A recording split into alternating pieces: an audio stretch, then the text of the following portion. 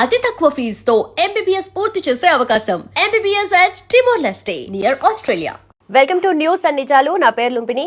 US and Iran conflict లో ఇప్పుడు US ఇంకొక కొత్త స్టెప్ తీసుకోబోతుందా అంటే మిలిటరీ యాక్షన్ వర్కౌట్ అవ్వట్లేదు, డిప్లొమాటిక్ టైస్ అసలు వర్కౌట్ అవ్వట్లేదు, ఎందుకంటే ఇరాన్ అసలు తలొగ్గేలా ఎలాంటి సూచనలు అయితే కనిపించట్లేదు. అండ్ ఇప్పుడు మాత్రం శాంక్షన్స్ విధిస్తున్నాము అన్నట్టుగా యుఎస్ స్టేట్మెంట్స్ పాస్ చేస్తుంది అండ్ శాంక్షన్స్ కూడా విధిస్తుంది. అంటే ఆల్రెడీ చాలా డికేట్స్ పాటు శాంక్షన్స్లో ఉన్న ఇరాన్కి ఇది ఇంకొక బర్డెన్ లాగా మారబోతుందా? దీని గురించి డిస్కస్ చేద్దాం. ఈరోజు మనతో జాయిన్ అవబోతున్నారు geopolitical analyst and also senior journalist మనతో పాటున్నారు Suresh Kochattil sir. Let's talk to him. Hello sir, నమస్తే సార్. నిజంగానే శాంక్షన్స్ విధిద్దాము, ఎకనామిక్ ప్రెషర్ ఇరాన్ మీద తీసుకొద్దాము అన్నట్టుగా ట్రంప్ ఈ డెసిషన్ తీసుకున్నారా, లేదంటే వాళ్ళ దగ్గర వెపన్స్ కానీ లేదంటే మ్యూనిషన్కి నిజంగానే కొరత ఉంది కాబట్టి ఈ తీసుకున్నారంటారా స్టెప్? ప్రెసిడెంట్ ట్రంప్ ఇప్పుడు చాలా డెస్పరేట్ అయిపోయారు. ఎందుకంటే మిడ్ టర్మ్ పోల్స్కి ఇంకా 2 నెలలు కూడా లేవు. Numbers are very bad. Opinion పోల్స్లో చాలా తగ్గివారు రిపబ్లికన్ ప్రాస్పెక్ట్స్. బహుశా వాళ్ళ మెజారిటీ కూడా పోతుంది. దాంతోపాటు ట్రంప్ మీద ఇంపీచ్మెంట్ జరగవచ్చు రేపు కావాలంటే, అది కూడా జరగవచ్చు. ట్రంప్ ముందే వార్నింగ్ ఇచ్చారు, అది నాకు మిడ్ టర్మ్స్లో మెజారిటీ రాకపోతే డెఫినెట్గా. అండ్ మిడ్ టర్మ్స్ ఒక హిస్టరీ ఉంది యూఎస్లో. మిడ్ టర్మ్ పోల్స్ అనేది రూలింగ్ పార్టీ ఎవరుంటారో వాళ్ళు ఓడిపోతారు. ఓకే, మనలా కాదు, మనది లోక్సభతోనే ప్రధానమంత్రి ఎలక్ట్ అవుతారు. వాళ్ళు మిడ్ టర్మ్ పోల్స్ నడిమిట్లో వస్తుంది అనమాట. సో దాంట్లో డెఫినెట్గా ఈసారి కూడా రిపబ్లికన్స్ ఓడిపోతారని 100% కన్ఫర్మ్ ఉంది ఇప్పుడు, unless some background magic happens later అన్న. ఇప్పుడు పరిస్థితి ఎట్లా ఉందంటే, మనం డిస్కస్ చేస్తున్నాం సౌదీ అరేబియా గురించి, పాకిస్తాన్ గురించి, టర్కీ గురించి మాట్లాడాం. ఒక నో కాన్ఫిడెన్స్ మోషన్ అనమాట ప్రెసిడెంట్ ట్రంప్ వ్యతిరేకంగా. ఎందుకంటే దీనికన్నా ముందు ఎప్పుడైనా ఏదైనా మాట్లాడితే ప్రెసిడెంట్ ట్రంప్ అంటారు మేమే సేవియర్, మేమే స్టేట్ ఆఫ్ హార్మోస్ని కాపాడుకుంటాం, మిడిల్ ఈస్ట్ అంతా మా చేతిలో ఉందని. చాలా సంవత్సరాల నుంచి ఇదొక లాజిక్ ఉండే యూఎస్ది. వాళ్ళ ఆయుధాలు అమ్మడానికి అన్నిటికంటే ఈజియెస్ట్ మార్కెట్ గల్ఫ్. ఒకటి, వాళ్ళ దగ్గర చాలా డబ్బులు ఉన్నాయి. రెండవది, అక్కడ ఉన్న ప్రతి రెజీమ్ అన్స్టేబుల్గా ఉంది. అక్కడ 3 రెజీమ్సే స్టెబిలిటీతో ఉన్నారు. ఒకటి Saddam Hussein Iraq, Bashir al Assad Syria, colonel Muhammad Gaddafi Libya. ఈ 3 దేశాలు డిక్టేటర్స్ వాళ్ళు, కానీ వాళ్ళు స్టెబిలిటీ ఎన్షోర్ చేశారు. ఇది అమెరికాకి ఎప్పుడు నచ్చదు. అమెరికాకి కావాల్సిన దేశాలు ఇప్పుడు అన్స్టేబుల్గా ఉండాలి. అంటే ఇవాళ ఏముంటుంది రేపని జరుగుతుంది చెప్పలేము. దానికి క్లాసిక్ ఎగ్జాంపుల్ పాకిస్తాన్. పాకిస్తాన్ మనలాగానే, మనకన్నా ఒక రోజు ముందు ఇండిపెండెన్స్ వాళ్ళకి వచ్చింది, August 14, 1947. కానీ ఆ రోజు నుంచి ఈ రోజు దాకా పాకిస్తాన్లో ఒక స్టెబిలిటీ లేదు. ఏ గవర్నమెంట్ స్టేబుల్గా లేదు. Most of the time army government నడిపించారు దేశం అంతా. లేకుంటే ఇప్పుడు కూడా ఉన్న గవర్నమెంట్ లాగానే అసీం మునీర్ అన్నీ డిసైడ్ చేస్తారు, షబాజ్ షరీఫ్ సంతకం పెడతారు అంతే. చెప్పడానికి సివిలియన్ గవర్నమెంట్, కానీ నడిపిస్తున్నంత ఆర్మీ. ఇదే యూఎస్కి కావాలి. ఎక్కడెక్కడ అన్స్టెబిలిటీ ఉందో వాళ్ళు దాన్ని ఎక్స్ప్లాయిట్ చేసుకుంటారు ఆయుధాలు అమ్మడానికి. మనందరికి తెలిసిందే, this entire thing goes back to Soviet invasion ఆఫ్ఘనిస్తాన్లో జరిగినప్పుడు ఫస్ట్ టైం. అప్పుడు అమెరికా డిసైడ్ చేశారు, మేము పాకిస్తాన్ సహాయంతో అక్కడ ఒక యాంటీ రష్యన్ ఫోర్సెస్ని బిల్డప్ చేస్తాం. దాని పేరు చాలా పేర్లు పెట్టుకున్నారు, తాలిబాన్ అన్నారు, మిగతా ఏదో పేర్లు వచ్చినాయి. కానీ తర్వాత ఒకసారి సోవియట్స్ని అక్కడి నుంచి బయటకు తరిమి కొట్టిన తర్వాత వీళ్ళతో ఏం చేయాలని అర్థం కావట్లేదు పాకిస్తాన్కి. అప్పుడు అల్ఖైదా తయారైంది, దాని నడిమిట్ల ఐసిస్ వచ్చింది, తాలిబాన్ పారిపోయారు ఆఫ్ఘనిస్తాన్ నుంచి. తర్వాత అక్కడ పీరియడ్ ఆఫ్ ఇన్స్టెబిలిటీ ఉండే ఆఫ్ఘనిస్తాన్లో, ఎవరు ఆఫ్ఘనిస్తాన్ నడిపిస్తున్నాడో తెలియదు. దాని తర్వాత 9/11 జరిగింది. 9/11 తర్వాత అమెరికా వచ్చి బోరా బోరా అని మిగతా ఏరియాలు అన్నీ బాంబింగ్ చేశారు. ఒసామా బిన్ లాడెన్ అక్కడి నుంచి పారిపోయి అతోబాబాద్ పాకిస్తాన్కి వచ్చారు. అక్కడ అని తర్వాత వాళ్ళు స్పెషల్ ఫోర్సెస్ వాళ్ళు ఎలిమినేట్ చేశారు. అమెరికా స్ట్రాటజీది, వాళ్ళకి ఎప్పుడు దాకా పని వస్తుందో వాళ్ళని వాడుకుంటారు, దాని తర్వాత కరేపాకులాగా పక్కన పడేస్తారు. ఇది ఒసామాతో జరిగింది. దీనికన్నా ముందు కూడా పాకిస్తానీ డిక్టేటర్ జనరల్ జియావుల్ హక్, ఆయన ఫస్ట్ ఒక అమెరికన్ ఆలై ఉండే, కంప్లీట్ అమెరికా ఏం చెప్తే చేస్తుంది. తర్వాత Zia became very adamant, America చెప్పిన మాట నేను ఎందుకు వినాలని చెప్పి ఒక లాజిక్ వచ్చేసారు. సో అమెరికాకి అర్థమైపోయింది ఈయన నీవు డిస్పోజ్ చేయాలి. సో ఆయన I think was flying from Peshawar. ఒక మిలిటరీ ఎయిర్క్రాఫ్ట్లో పెషావర్ నుంచి ఇస్లామాబాద్కి వస్తున్నప్పుడు జియావుల్ హక్ ఉన్న ప్లేన్లో సీనియర్ పాకిస్తాన్ కమాండర్స్ కూడా ఉన్నారు. దాంట్లో ఆ ఏరియాలో మ్యాంగోస్ మామిడికాయలు చాలా మంచిగా ఉంటుంది. ఓకే. అది చాలా క్రేట్లు ఎక్కించారంట ప్లేన్లో ఆర్మీ వాళ్ళ కోసం, ఆఫీసర్స్ కోసం, వాళ్ళ ఫ్యామిలీ కోసం. దాంట్లో ఒక పెద్ద బాంబు పెట్టేశారు CIA. And as soon as the aircraft took off ఒక 10 నిమిషాల్లో ఆ బాంబ్ బ్లాస్ట్ అయింది. General Zia was killed. Okay. Okay. Benazir Bhutto same thing. Benazir Bhutto పాకిస్తాన్లో ఒక థ్రెట్గా వస్తుందని తెలిసినప్పుడు బేనజీర్ భుట్టో మీద ఒక అసాసినేషన్ అటెంప్ట్ జరిగింది. ఆమె చనిపోయింది. జుల్ఫికర్ అలీ భుట్టో దానికన్నా ముందు హీ వాజ్ వెరీ పవర్ఫుల్. బహుశా సివిలియన్ అడ్మినిస్ట్రేటర్స్లో అందరికన్నా పవర్ఫుల్ జుల్ఫికర్ అలీ భుట్టో. ఆయన అమెరికా చెప్పిన అప్పుడప్పుడు వింటారు కానీ మెజారిటీ ఆయన ఆర్మీ రూల్ని అవాయిడ్ చేసుకున్నారు. ఆయన్ని కూడా ఇట్లనే ఒక ఫాల్స్ అలిగేషన్ పెట్టి లాస్ట్లో ఉరిసేసారు. He was hung to death. ఇదే స్టోరీ మీకు ఇరాక్లో కనిపిస్తుంది. సద్దాం హుస్సేన్ దగ్గర వెపన్స్ ఆఫ్ మాస్ డిస్ట్రక్షన్ ఉందని చెప్పి జార్జ్ బుష్ ఒక కంప్లీట్ ఆపరేషన్ డెజర్ట్ స్టామ్ అని చెప్పి ఒక క్యాంపెయిన్ నడిపించారు. మీకు గుర్తుంటుంది. లాస్ట్లో ఆయుధాలు దొరకలేదు, ఏం దొరకలేదు, సద్దాం హుస్సేన్ చంపేశారు. Literally he was hung to death.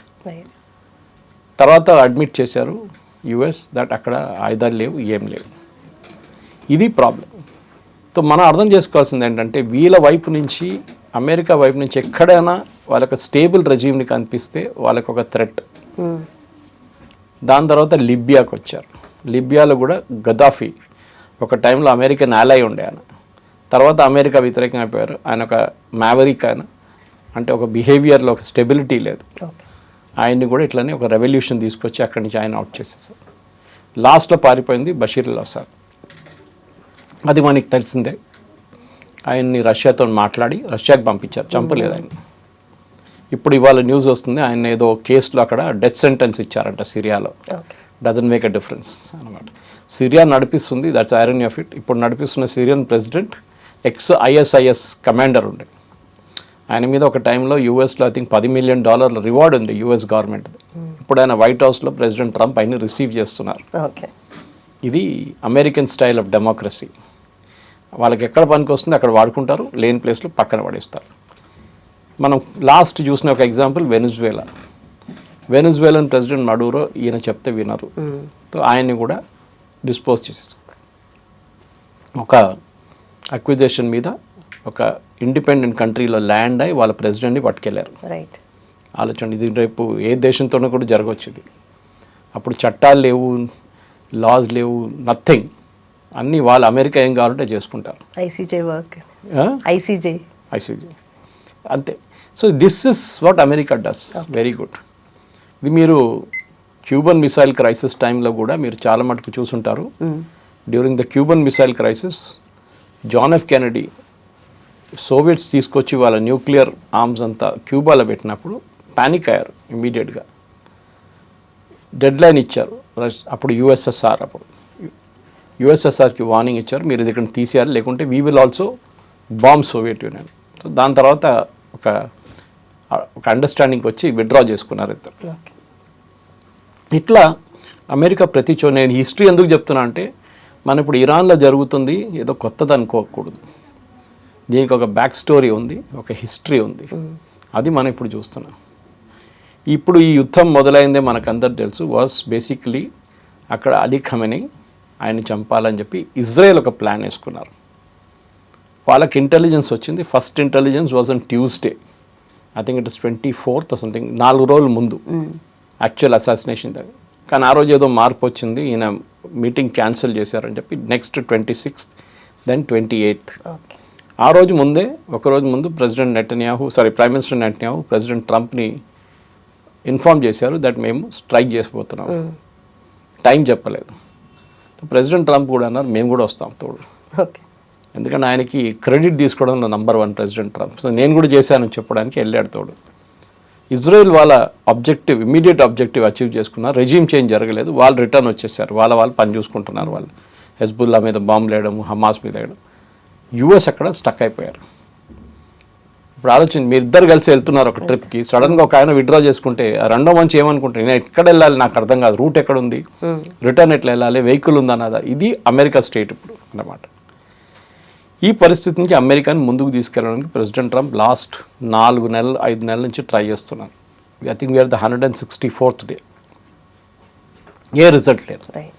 First అన్నారు రెజీమ్ చేంజ్ జరగలేదు, ఖమనీని చంపారు కరెక్టే. కానీ వీళ్ళేమనుకున్నారు, ఈ ఖమనీ చనిపోగానే ఇమ్మీడియట్గా రెజీమ్ పడిపోతుంది, కొత్త రెజీమ్ వస్తుంది. ఇన్ఫ్యాక్ట్ ఒక ఎక్స్ ప్రెసిడెంట్ ఉండే వాళ్ళది ఇరాన్ది, అహ్మదీనెజాద్, ఆయన్ని ఒక పాసిబుల్ ప్రెసిడెన్షియల్ క్యాండిడేట్గా కూడా వీళ్ళు రెడీగా డిక్లేర్ చేయడానికి రెడీగా ఉన్నారు యూఎస్. అదొక ఇజ్రాయలీ ప్లాన్ ఉండే, కానీ అది ఫెయిల్ అయింది. ఏమైందంటే ఈ 28th బాంబింగ్ జరిగిన రోజు 2వ తారీఖు 2nd మార్చ్కి అహ్మదీనెజాద్ని హౌస్ అరెస్ట్లో పెట్టారు ఇరాన్. చాలా సంవత్సరాల నుంచి 2-3 సంవత్సరాల నుంచి హౌస్ అరెస్ట్లో ఉన్నాడు. ఇరాన్కి ఆయన మీద డౌట్ ఉండే, ఈయన ఒక ఇజ్రాయలీ ఏజెంట్గా తయారవుతున్నాడు, అమెరికన్ ఏజెంట్గా. హౌస్ అరెస్ట్లో పెట్టారు ఆయన. Even though is ex president. ఆయన కాంపౌండ్ మీద దాడి చేశారు Israel. I think it 2nd March 3rd March. Interesting, ఎందుకంటే ఆయన్ని విడిపించడానికి చేశారంట. అది ఆయన సరౌండ్ చేసిన సెక్యూరిటీ గార్డ్ని చంపడానికి బాంబ్ చేశారు. అన్ఫార్చునేట్లీ ఆయన మీద కూడా ఒక షార్ప్నర్ వచ్చి పడ్డది, బాంబ్ కాదు ఒక పెద్ద పీస్. ఆయన గాయాలైనాయి, ఆయన ఇనాక్టివ్ అయిపోయాడు. ఆయన హాస్పిటల్ తీసుకెళ్లాలంటే అదంతా జరిగినప్పుడు ఆయన్ని రెజ్యూమ్లో తీసుకురాలేకపోయారు. కానీ అది కూడా జరగదు అనుకోండి, ఎందుకంటే ఏదైనా ఒక గవర్నమెంట్ని మార్చాలంటే గ్రౌండ్లో ఫోర్సెస్ ఉండాలి. ఇప్పుడు ఆ లెసన్ ఇప్పుడు యూఎస్ నేర్చుకున్నారు. ఇప్పుడు చాలా రోజులు చెప్తున్నాం, బూట్స్ ఆన్ ద గ్రౌండ్ పెడితేనే ఒక రెజ్యూమ్ మారుతుంది. కానీ ప్రెసిడెంట్ ట్రంప్ కాదు, ఏ యూఎస్ ప్రెసిడెంట్ కూడా వియట్నాం తర్వాత బూట్స్ ఆన్ ద గ్రౌండ్ పెట్టడానికి రెడీగా లేరు. అఫ్కోర్స్ ఆఫ్ఘనిస్తాన్లో పెట్టారు, 450 మంది చనిపోయారు. So they very ఫినికి. మీరు చూసుంటారు వాళ్ళ వైపులో 2-3 చనిపోతే కూడా దాన్ని పెద్ద ఈవెంట్ లాగా చేస్తారు వాళ్ళు. ప్రెసిడెంట్ ట్రంప్ వస్తారు, బాడీ రిసీవ్ చేసే టైంలో పెద్ద మిలిటరీ సెరమనీ ఉంటుంది. ఒక సైడ్ ఏమో వేలాది మంది చనిపోతున్నారు, ప్రాబ్లం లేదు. ఇటువైపు 2-3 చనిపోగానే పెద్ద ఇష్యూ అయిపోద్ది అమెరికన్ మీడియాలో. So boots on the ground president Trump పెట్టడానికి రెడీగా లేరు. కానీ బూట్స్ ఆన్ ద గ్రౌండ్ పెట్టేదాకా, అంటే మీ ఫోర్సెస్ని అక్కడ దింపేదాకా ఇరాన్లో మీరు రెజ్యూమ్ చేంజ్ తీసుకురాలేరు, ఇరాన్ యుద్ధం గెలవలేరు మీరు. That is very very clear. ఈ సిచ్యువేషన్లో ప్రెసిడెంట్ ట్రంప్ ఇప్పుడు ఏం చేస్తారనేది పెద్ద ప్రశ్న. ఎందుకంటే దీనికన్నా ముందు కూడా ఈ పొజిషన్ వచ్చింది.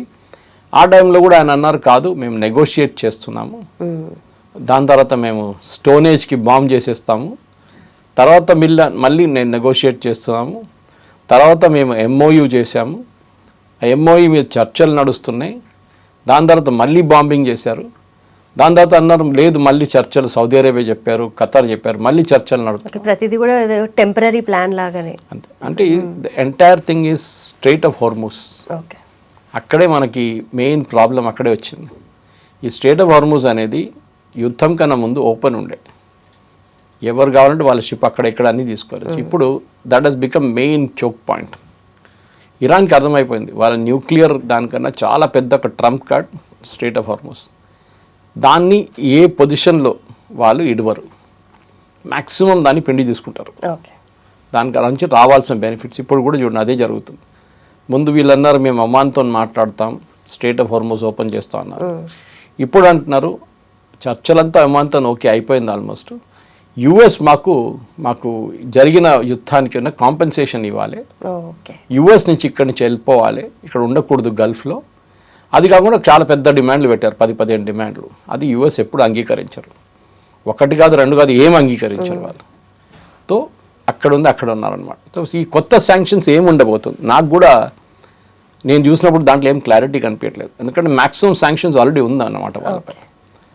1979లో అయతోల్లా ఖొమేనీ వచ్చి ల్యాండ్ అయినప్పుడు ఆయన్ని ప్లేన్ ముందు దిగనీయలేదు వీళ్ళు.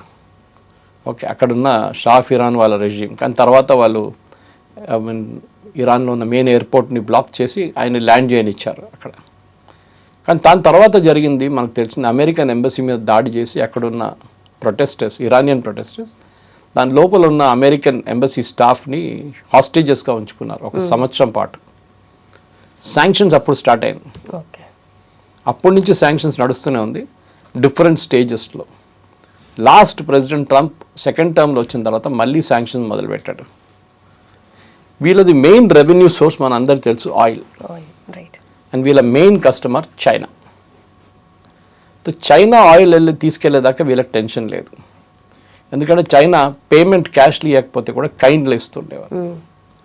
ఒకటి వాళ్ళు ఆయుధాల కోసం, అంటే వీళ్ళ మిసైల్ ప్రొడక్షన్కి ఉన్న కావాల్సిన అల్యూమినియం అండ్ స్టీల్ ప్రోడక్ట్స్, అది కాకుండా గైడెన్స్ సిస్టమ్స్, అంటే వీళ్ళు టెలిమెట్రీ చూపిస్తారు, వీళ్ళు రడార్ లాగా యూజ్ చేసి అటాక్ టైంలో దానికి ఎయిర్క్రాఫ్ట్ని ఫ్లై చేయడంలో కూడా. వీళ్ళ దగ్గర ఉన్నది ఒక శాటిలైట్ డేటా, అది కూడా ఇరాన్కి ఇచ్చారు కెనాన్. ఓకే, అప్పుడు చైనా దగ్గర దాన్ని చైనా ఇస్తున్నప్పుడు దాని బదులు వాళ్ళు ఆయిల్ తీసుకెళ్తున్నారు. జస్ట్ బిఫోర్ February 28 ప్రతిరోజు 4 నుంచి 5 షిప్పులు చైనా ఆయిల్ తీసుకెళ్తుండే through the strait of Hormuz. ఇప్పుడు అది కంప్లీట్గా బ్లాక్ అయిపోయింది. కానీ చైనాకి టెన్షన్ లేదు, ఎందుకంటే చైనా రష్యా దగ్గర నుంచి కొంటున్నారు. రష్యా వాళ్ళకి ఎంత కావాలంటే ఎంత ఇవ్వడానికి రెడీగా ఉన్నారు. US 300 కాదు 500% డ్యూటీ పెడితే కూడా, టారిఫ్ పెడితే కూడా చైనా అసలు పట్టించుకోరు. చైనాకి ప్రాబ్లమే లేదు, వాళ్ళు కొంటారు. They will buy from USSR. వాళ్ళకి ఇంకా సోర్స్ లేదు. Venezuela was the biggest source వాళ్ళది, ఇరాన్తో పాటు వెనిజువేలా. కానీ వెనిజువేలా ఇప్పుడు US చేతిలో, వాళ్ళు నడిపిస్తున్నారు బిజినెస్. వాళ్ళు అక్కడ బయట కూర్చున్నారు, ఒక టేబుల్ వేసుకొని కూర్చున్నారు, ఏ షిప్ పోతుంది, ఎంత టోల్ తీసుకోవాలని చెప్పేసి. ఇప్పుడు అమెరికా దగ్గర ఉన్న పరిస్థితులు, అమెరికా మీరు చెప్పినట్లు ఆయుధాలు ఒక main issue, whether they really have weapons అనేది, అది చాలా మటుకు డిబేటబుల్ పాయింట్. ఎందుకంటే మనకు తెలుసు యుద్ధం మొదలైనప్పుడు వాళ్ళ దగ్గర 2600 మిసైల్స్ ఉన్నాయి. ఏది patriot anti missile defence system, అక్కడి నుంచి ఒక డ్రోన్ కొడితే, అక్కడి నుంచి మిసైల్ కొడితే అని అడ్డుకోవడానికి. రెండోది వాళ్ళ దగ్గర థర్డ్ మిసైల్ సిస్టమ్స్ ఉంది. Third missile system is very expensive, చాలా ఎక్స్పెన్సివ్. అది హై ఫ్లయింగ్ ఎయిర్క్రాఫ్ట్ వస్తున్న ఎయిర్క్రాఫ్ట్ మీద వాడడానికి మెయిన్గా యూస్ చేస్తారు. అది ఇరాన్ దగ్గర ఎయిర్క్రాఫ్టే లేదు, ఏం చేసుకుంటారు వాళ్ళు? సో అదొక పెద్ద ప్రాబ్లం ఉంది. అది వాడుకోలేము. వాడుకుంటే కూడా అది ఇప్పుడు పెద్ద పెద్ద డ్రోన్లు వస్తున్నాయి, దాని మీద వాడుకుంటాం. That is 5 million piece. ఒక్కొక్కసారి ఫైర్ చేస్తాం, ఒక మిసైల్కి 5 million. అక్కడి నుంచి మనం డిస్కస్ చేస్తాం, ఇరాన్ పంపిస్తుంది $20,000 అంతే. ఈ పరిస్థితుల్లో ఇప్పుడు ప్రెసిడెంట్ ట్రంప్కి ఆయన దగ్గర ఉన్న ఆప్షన్స్ చాలా తక్కువ. వాళ్ళ మిలిటరీ అడ్వైజర్స్ ఎప్పుడు ఏం చేస్తారంటే, ప్రెసిడెంట్ కాదు, ఈ ప్రెసిడెంట్ కాదు, ఏ ప్రెసిడెంట్ అయినా కానీ, ఈవెన్ ప్రధానమంత్రి మోదీకి కూడా మిలిటరీ అడ్వైజర్స్ ఒక ఆప్షన్స్ ఇస్తారు. Option 1, option 2, option 3, option 4, option 5 కూడా ఉండొచ్చు. ఈ ఆప్షన్స్తో పాటు వాళ్ళు ఏం చెప్తే, ఈ ఆప్షన్ చేస్తే this will be the result of it. మన దగ్గర ఒక 200 మంది చనిపోతారు, మన షిప్స్ మీద అటాక్ జరగవచ్చు, మన ఎంబసీస్ మీద, మిగతా కంట్రీస్లో ఉన్న ఎంబసీస్ మీద దాడి జరగవచ్చు, మన ఎయిర్ ఫోర్స్ బేస్ మీద దాడి జరగవచ్చు, బహ్రెయిన్లో ఉన్న 5th ఫ్లీట్ మీద దాడి, ఆప్షన్స్ ఇస్తారు. ఇప్పుడు ప్రెసిడెంట్ ఏం చేస్తారంటే, ఏ ప్రెసిడెంట్ అయినా కానీ, and even prime minister Modi, దాంట్లో లీస్ట్ క్యాజువాలిటీ ఏముంటుంది అండ్ గ్రేటెస్ట్ ఎఫెక్టివ్నెస్ ఏముంటుంది అది చూస్తారు. రెండు ఒకటేసారి రాదు. ఎప్పుడు చాలా ఎఫెక్టివ్గా ఉన్న స్ట్రైక్లో మీకు నష్టాలు కూడా ఎక్కువ ఉంటాయి. డ్యామేజింగ్ ఏది ఉంటుందో అది. ఎందుకంటే ఇరాన్ అడ్వాంటేజ్ అంటే, డిసడ్వాంటేజ్ అంటే ఇరాన్ కంటే వాళ్ళ దగ్గర ఎయిర్క్రాఫ్ట్ లేదు. వాళ్ళ దగ్గర ఎప్పుడో పాత షాఫ్ ఇరాన్ టైంలో ఉన్న ఎయిర్క్రాఫ్ట్, అమెరికన్ ఎయిర్క్రాఫ్ట్, దాని స్పేర్ పార్ట్స్ లేదు, అది వింటేజ్ అయిపోయింది. వాళ్ళ దగ్గర ఉన్నది ఒకటే, డ్రోన్స్ అండ్ మిసైల్స్. ఇది రెండు వాళ్ళు వాడుకుంటున్నారు. ఇప్పుడు ప్రెసిడెంట్ ట్రంప్ చెప్పిన మాటకి మీరు చూడండి, దట్ మా దగ్గర ఆయుధాలు లేనప్పుడు ఇరాన్ దగ్గర ఆయుధాలు కూడా తక్కువ ఉంది క్వాంటిటీ వైజ్. ఎందుకంటే వాళ్ళు ఒకసారి 50-30 డ్రోన్లు కొడుతుండే ముందు, ఇప్పుడు వాళ్ళు 5 డ్రోన్లు కూడా కొట్టట్లేదు. అదే టైంలో ఇజ్రాయెల్ పొజిషన్ చూడండి. ఇజ్రాయెల్లో ఒక ఎలక్షన్ ఇప్పుడు రాబోతుంది నెక్స్ట్ మంత్. ఇజ్రాయలీ ప్రజలు చాలా క్లియర్గా చెప్పేశారు దట్ మీరు ప్యాలెస్టైన్ని ఫినిష్ చేయాల్సిందే. ఏ ప్రెసిడెంట్ అయినా, ఏ ప్రైమ్ మినిస్టర్ అయినా, వాళ్ళ దగ్గర ప్రైమ్ మినిస్టర్కి effect, president is a very ornamental post, మన ప్రెసిడెంట్ లాగానే పవర్స్ ఏం లేవు ఎక్కువ. ఏ ప్రైమ్ మినిస్టర్ వస్తారో ఈ నెక్స్ట్ ఎలక్షన్లో వాళ్ళు చేయాల్సింది ఒకటే పని, go after Palestine, finish the leaders, వాళ్ళు మొత్తం ఫినిష్ చేయండి. అటువైపు హెజ్బుల్లా వెళ్ళండి, హెజ్బుల్లాని ఫినిష్ చేయండి. ఇరాన్ కావాలంటే ఇరాన్ని కొట్టండి, ఫినిష్ చేయండి. ఇజ్రాయలీ ప్రజలకు ప్రాబ్లమే లేదు. వేరే మన అమెరికాలో ఏం చూస్తున్నాం, అమెరికన్ ప్రజలు అంటున్నారు ప్రెసిడెంట్ ట్రంప్ దగ్గర, మీరు యుద్ధానికి ఎందుకు వెళ్తున్నారు, యుద్ధాన్ని నుంచి వచ్చేసేయండి. Highly unpopular war. అక్కడ 77% పీపుల్ వ్యతిరేకిస్తున్నారు యుద్ధాన్ని. ఇక్కడేమో ఆపోజిట్ దాన్ని ఇజ్రాయెల్లో. ఇజ్రాయలీ ప్రజలు అంటున్నారు కాదు, you have to go after these fellows, finish them of. So అదే ప్రెసిడెంట్ ట్రంప్కి ప్రైమ్ మినిస్టర్ నెటన్యాహుకి కొంచెం డిఫరెన్స్ ఒపీనియన్ చాలా మటుకు వచ్చింది. మీరు చూసుంటారు, దీనికన్నా ముందు కొన్ని ఫోన్ కాల్స్లో ఆయన కోప్పడ్డారు. ఒకసారి SOB అని పిలిచారు నెటన్యాహుని. కానీ నెటన్యాహు చాలా కూల్గా ఉన్నారు. ఆయన లాజిక్ ఏ ఇజ్రాయలీ ప్రైమ్ మినిస్టర్ అయినా అట్లనే మాట్లాడతారు. మా దేశం మాకు ఇంపార్టెంట్, ఓకే, మా దేశం మేము కాపాడుకుంటాం, దానికి ఏం కావాలంటే మేము చేస్తాం, మీరు ఎవ్వరి మాట మేము పట్టించుకోము, మీరు ఆయుధాలు ఇవ్వరన్నారు, no problem, we will buy from India, మీకు డిప్లొమాటిక్ సపోర్ట్ ఇస్తుంది, నో ప్రాబ్లం, నాకు అక్కర్లేదు డిప్లొమాటిక్ సపోర్ట్. ఇట్లా ప్రతి దానికి థ్రెట్ పెట్టి కూడా ఇరాన్ అట్లా అక్కడ ఎంత మొండితం చూపిస్తున్నారు, ఇక్కడ కూడా వీళ్ళు కూడా అంతే. Okay, they are also very adamant. Right right. ఈ ప్రాబ్లంలోనే లుంబిని ముందుకెళ్ళాలంటే ప్రెసిడెంట్ ట్రంప్కి ఇప్పుడున్న ఆప్షన్స్ చాలా తక్కువ. ఎందుకంటే ఇప్పుడు ఆయన ఏం చేస్తే కానీ ఆయిల్ ప్రైసెస్ నెక్స్ట్ 2 వీక్స్లో తగ్గదు, 3 వీక్స్లో తగ్గదు. ఆయన స్టేట్ ఆఫ్ హార్మోస్ నాకు వద్దు అని చెప్పి వెళ్ళిపోతే మళ్ళీ that is a defeat. Okay, ఇవాళ పొద్దున ఏం చెప్తున్నారంటే ఆయన స్టేట్ ఆఫ్ హార్మోస్ మీద ఒక డీల్ చేసుకుంటారు ఏదో ఒకటి, కానీ న్యూక్లియర్ ఇష్యూ మీద మాట్లాడుకుంటే వెళ్ళిపోతారు, న్యూక్లియర్ ఇష్యూ తర్వాత చూసుకుందామని. ఈ యుద్ధానికి రావడానికి one of the main reasons ఇప్పుడు కూడా ప్రెసిడెంట్ ట్రంప్ చెప్తుంటారు, Iran should not have a nuclear weapon. Okay, పదే రిపీట్ చేస్తుంటారు ఆయన. కానీ ఇప్పుడు ఇరాన్ దగ్గర న్యూక్లియర్ వెపన్ ఆర్ ఎన్రిచ్మెంట్ వాళ్ళ దగ్గర ఉన్నప్పుడు ప్రెసిడెంట్ ట్రంప్ దాన్ని ఏం చేయలేకుండా వెళ్ళిపోతారు. అదే ఆయనకి చాలా పెద్ద పొలిటికల్ డిఫీట్ కాబోతుంది. ఎందుకంటే యుద్ధం మొదలయ్యే కన్నా ముందు మనకు తెలుసు ప్రెసిడెంట్ ఒబామా సైన్ చేసిన JCPO డీల్ ఒకటి ఉండే యురేనియం గురించి. దాంట్లో చాలా మంచి కండిషన్స్ US తెచ్చుకున్నారు. 3.75% కన్నా ఎక్కువ మేము దాన్ని ఏం చెప్తారు యురేనియం ప్యూరిఫై చేయము, మేము రెగ్యులర్ ఇన్స్పెక్షన్స్కి రెడీగా ఉన్నాము, సర్ప్రైజ్ ఇన్స్పెక్షన్ కూడా రెడీగా ఉన్నామని చెప్పి మొత్తం వీళ్ళు ఒక అష్యూరెన్స్ ఇచ్చారు. ఓకే, ఇప్పుడు ఆ అష్యూరెన్స్ ఏమి ఉండదు దీంట్లో. ఇప్పుడున్న డీల్ అసలు డీలే రావట్లేదు. ఇప్పుడు అనిపిస్తుంది ప్రెసిడెంట్ ట్రంప్కి ఆ ఒబామా ఇచ్చిన డీల్ అదే బాగుండే, కానీ ఇప్పుడు ఇరాన్ అంగీకరించారు. ఇరాన్ చాలా మటుకు ఒక చాలా టాక్టికల్ బ్రిలియంట్ గేమ్ ఆడుతున్నారు. ఇది యూజువలీ మనం చెస్లో చూస్తాం, ఎప్పుడు టాక్టికల్గా ఆలోచిస్తాం మనం ఇక్కడ ఒక మూవ్ చేస్తే 4 మూవ్ తర్వాత ఏం జరుగుతుంది అనేది గ్రాండ్ మాస్టర్ లెవెల్లో. ఇరాన్ అదే గ్రాండ్ మాస్టర్ లెవెల్ గేమ్ ఆడుతున్నారు ఇప్పుడు. సో ఇరాన్ దగ్గర తెలుసు, ఇరాన్కి ఒక చాలా క్లియర్ ఒక మునుగుతున్న మనిషి, ఐఎమ్ గోయింగ్ టు సింక్ అని తెలుసు వాళ్ళకి, కానీ తొంగుడు వాని కూడా గుంజి తీసుకెళ్తాను నేను అనే ఒక యాటిట్యూడ్ అది. ఓకే, దానికి ఫస్ట్ స్టెప్గా ఇరాన్ వాళ్ళ నేబర్స్ మీద అటాక్ చేశారు. మనకు తెలిసింది స్టార్టింగ్ నుంచి Bahrain, Kuwait, Iraq, Saudi Arabia, UAE, even Oman, ఇక్కడ జార్డన్ కూడా అటువైపు. సో ఎందుకంటే వాళ్ళకి తెలిసిపోయింది, మనం అంటాం ఎప్పుడు you can change your friends but you can't change your neighbours. మీ నేబర్స్ మీ దగ్గర ఉంటారు, వాళ్ళతో మీరు ఉండాల్సిందే, కాంప్రమైజ్ చేస్తారా ఏం చేస్తారు. కానీ ఇరాన్ వాళ్ళ నేబర్స్ మీద దాడి చేశారు.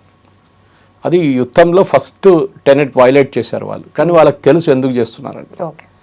వాళ్ళకి తెలుసు ఏదో ఒక రోజు US ఇక్కడి నుంచి వెళ్ళిపోతారు, వాళ్ళకి ఏదో ఒక రోజు వాళ్ళు డబ్బులు ఇవ్వడం బంద్ చేసేస్తారు గల్ఫ్ స్టేట్స్, లేకుంటే వాళ్ళు ఫెడప్ అయి మేము ఇక్కడ ఉండము, మేము డిగో గార్సియా ఉంది అక్కడ పెట్టుకుంటాము, ఇక్కడ బ్రిటన్ ఉంది బ్రిటన్లో పెట్టుకుంటాము ఎయిర్క్రాఫ్ట్, లేకుంటే ఆఫ్రికాలో ఎక్కడైనా పెట్టుకుంటాం, మీ దగ్గర ఉండము, మేము గల్ఫ్లో మేము వెళ్ళిపోతున్నాం ఇక్కడి నుంచి, మాకు అక్కర్లేదు, ఆయుధాలు అమ్ముకుంటాం కానీ we will not give protection.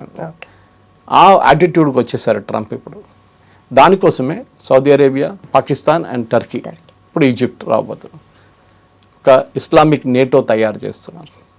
వాళ్ళకి తెలిసిపోయింది అమెరికన్ పవర్ చాలా మట్టుకు లాస్ట్ ఒక 6 నెలల్లో really nosediving American pressure. వాళ్ళు ఏం చేయలేకపోతున్నారు. ప్రెసిడెంట్ ట్రంప్ పదే చెప్తూనే ఉంటారు, మేము గెలిచేసాం, we won the war, okay it's all over, రేపు పొద్దున సంతకం పెట్టబోతున్నాం మేము. బట్ ఇక్కడ వార్ గెలవడం అంటే ఏంటి? ఇప్పుడు వాళ్ళ మెయిన్ అంబిషన్ అయినా న్యూక్లియర్ ఏదైతే పవర్ ప్లాంట్స్ కానీ ప్రాజెక్ట్స్ కానీ ఉన్నాయో దాన్ని ఆపడమా, లేదంటే రెజిమ్ చేంజా, లేదంటే నిజంగానే స్టేట్ ఆఫ్ హార్మోస్ డీలా?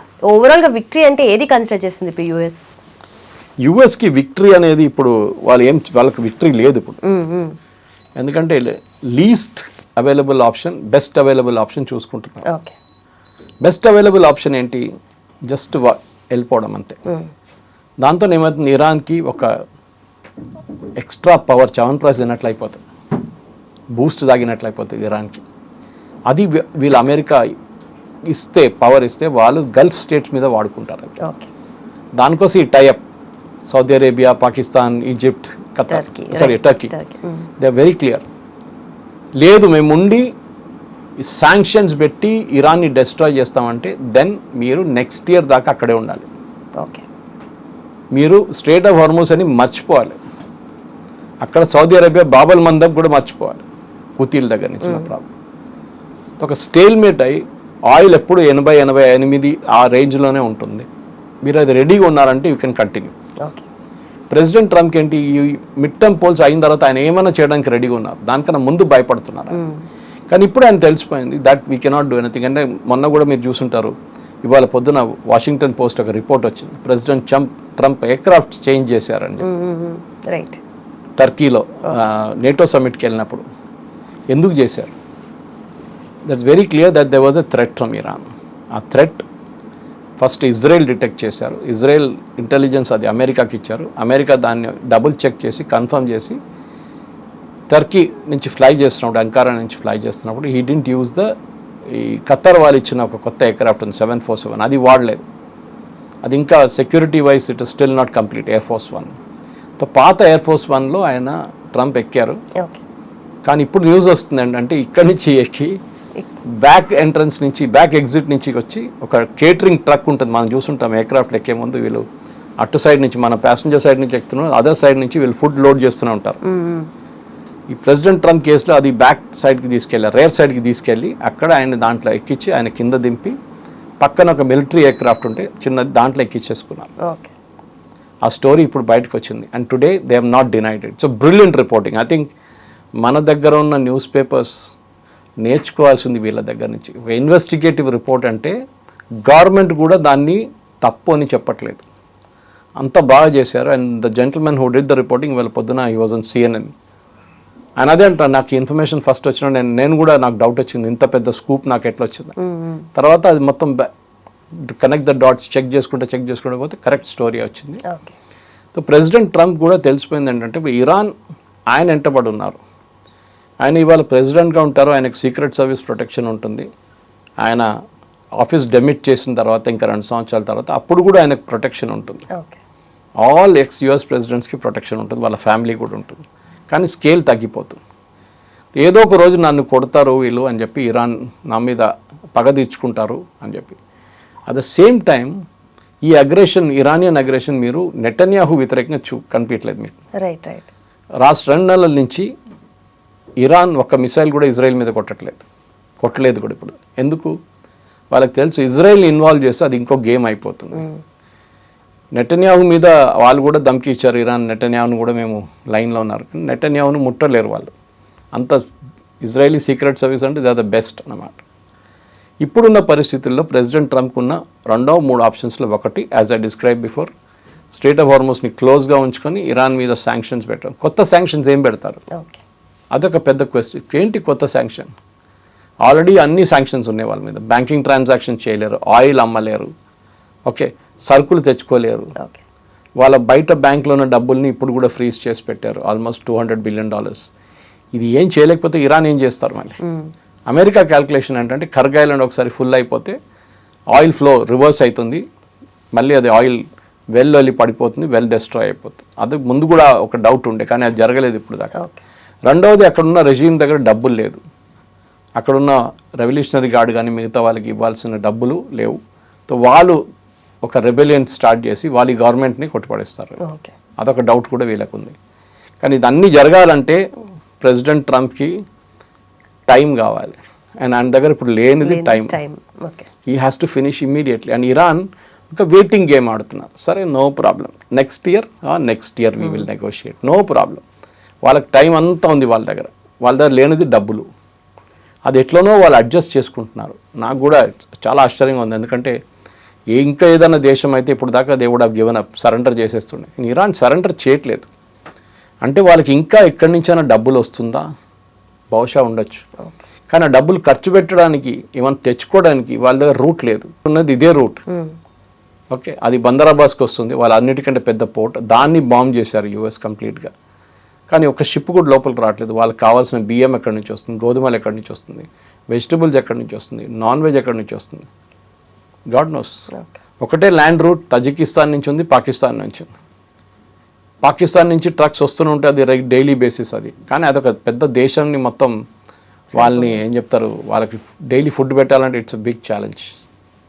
సో ఇప్పుడున్న ఇరానియన్ పరిస్థితుల్లో చాలా మటుకు ఇరాన్కి తెలుసు, మేము ఇంకా 2-3 నెలలు కూడా టిల్ డిసెంబర్ మేము ఇట్లనే ఉంటే అప్పుడు అమెరికా లిటరలీ అక్కడ అన్ని పక్కన పెట్టేసి క్రిస్మస్ కన్నా ముందు వాళ్ళ ఇంటికి వెళ్ళిపోతారు. ఓకే. కానీ అది జరగాలంటే ప్రెసిడెంట్ ట్రంప్కి ఇప్పుడున్న పరిస్థితుల్లో he has to show results. ఇప్పుడు రిజల్ట్స్ చూపించడానికి ఆయన దగ్గర ఏం లేదు, ఎందుకంటే ఇరాన్లో బాంబ్ చేయడానికి కూడా ఏం లేదు. ఇప్పుడు ఓకే. గాజా లాగా అయిపోయింది. ఇంకా ఎక్కువ బాంబ్ చేస్తే వాళ్ళ ప్రజల మీద బాంబ్ చేయాల్సి వస్తుంది. That will back fire. Okay, అది ఇజ్రాయెల్ చేస్తారు గాజాలో, ఈవెన్ బేరూట్లో చేస్తారు. ఇజ్రాయెల్కి ఏ ప్రాబ్లం లేదు, ఎవడేమని అన్నని. మేము కావాల్సిన వాడు ఒక్క టెర్రరిస్ట్ కూడా ఒక బిల్డింగ్ లోపల ఎంటర్ అయితే ప్రెసిడెంట్ ట్రంప్ చెప్పారు ఒకసారి మొత్తం బిల్డింగ్ కొట్టాలనా అని అడిగారు. Yes, okay. ఇజ్రాయెల్ అదా, దాంతోపాటు 30 మంది చనిపోతారు. సో వాట్, మాకు ఆ టెర్రరిస్ట్ కావాలండే. ఇది మీన్ యొక్క ఇజ్రాయలీ యాటిట్యూడ్. అమెరికన్ యాటిట్యూడ్ అది కాదు. ఇది కొట్టాలనా కొట్టాలనా వద్దా, ఇట్లా ఈ గోస్ బ్యాక్ అండ్ ఫోర్త్. అప్పుడు దాకా టార్గెటెడ్ డిసపియర్ అయిపోతారు. ఓకే. ఓకే. ఇది ఇప్పుడు జరుగుతుంది. ఇది సొల్యూషన్ లేదు. ఏం సొల్యూషన్ వస్తుందో మనకు తెలియదు. ఏది ఉంటే కానీ ప్రెసిడెంట్ ట్రంప్ ఈగో అన్నిటికంటే పెద్ద ప్రాబ్లం. ఆ ఈగో సాటిస్ఫై చేయాలంటే మీరే గెలిచారు అని చెప్పి ఇరాన్ వచ్చి ఒక ఫ్లవర్ బొకే ఇచ్చి వాళ్ళు థ్యాంక్ యూ వెరీ మచ్ అంటే వాళ్ళు వెళ్ళిపోతారు. కానీ అది ఇరాన్ చేయరు. ఒక ట్వీట్ వేసి క్లోజ్ చేస్తారు. కానీ ఇరాన్ చేయరు. అది ఇరాన్ తెలుసు. They want embarrass Trump okay అన్నమాట. Right sir. సో ఫైనలీ ఇప్పుడు ఇరాన్ గెలిచిందా అంటే అక్కడ వచ్చే అపోజిషన్ ని విత్స్టాండ్ చేసుకుంటుందా లేదా అన్నది పక్కన పెడితే ఇప్పుడు యుఎస్ కి టైం లేదు కాబట్టి ఈ మిడ్ టర్మ్ ఎలక్షన్ లోపు కొంచెం బ్యాక్ స్టెప్ వేసే ఛాన్సెస్ అయితే ఎక్కువగా అనిపిస్తున్నాయి. కానీ చేయరు, ఈగో ప్రాబ్లం అయిపోతుంది. ఎందుకంటే అక్కడ డెమోక్రాట్ వాళ్ళు అంటారు ప్రెసిడెంట్ ఒబామాని తిట్టారు, ఎస్ఓబి అని పిలిచారు, అది చేశారు. సో వాట్, ఇప్పుడు మీరు చేసే ఏ డీల్ అయినా కానీ యురేనియం లేదు, ఏం లేదు, మళ్ళీ మీరు యుద్ధానికి ఎందుకు వెళ్ళారు? Why did you get into the war? ఆ క్వశ్చన్ అడుగుతున్నారు అందరూ అన్నమాట. ఆ పరిస్థితిలో ఉన్నారు ఇప్పుడు. Thank you so much. Thank you very much. And don't forget to subscribe to iDream. And for more videos, Please subscribe to iDream. Please subscribe to iDream. Please subscribe iDream. And please subscribe to iDream. For more videos, subscribe to iDream. please like, share, and subscribe to the channel. Congratulations, iDream. Subscribe to iDream. Subscribe to iDream. So subscribe to iDream Media. iDream ki iDream team andarki huge congratulations. Please subscribe iDream Media. Please subscribe to iDream. Subscribe iDream. Please subscribe to iDream. iDream అంటే నా కళల channel subscribe చేసుకున్న నోరు తిరుగుతలేదు, మీరైతే గంట గుర్తు కొట్టండి. For more such videos, please subscribe to iDream. Subscribe to iDream. Please subscribe to iDream. Please subscribe iDream Media. Please do subscribe to iDream. Please subscribe to iDream Media. For best entertainment and information, please subscribe iDream.